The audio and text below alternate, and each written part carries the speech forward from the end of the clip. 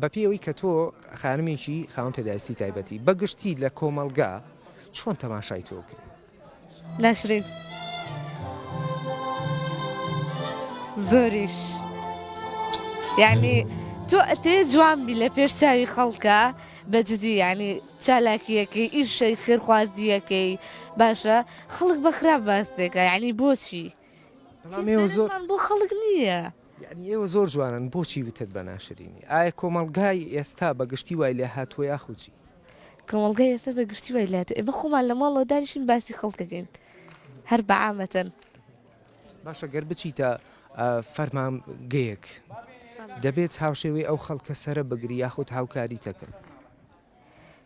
بەخوای تا ئێستا شتم تاقی نەکردو شخصیان خۆم بەڵام نازام بڵم چی بڕا ناکەم ئەو هاوکاریە بێ کە ینی ئێستا خۆم بۆ مچەوشت هاوکاری نەکراوم. باشە گەر بچیتە مارکێتێ بچیتە سەرەی نانێک بە هەمان شێوە لەوێ بە چاوێکی تر تەماشاکرێن یاخود چۆن؟ نا بگرە خەڵکی دەرەوە با بڵێن ئیشی دەرەوە ئەمانی سەرجادە ئەوانت زۆر باشتر لەو ئیشەی کە با بڵێن فەرمانگەکان یا ئەو شوێنی موچەی لێ وەرەگری زۆر زۆر باشتر لە ئەتوانین بڵێن ئەمڕۆ مرۆڤی باش و جوانمانیش ماوە.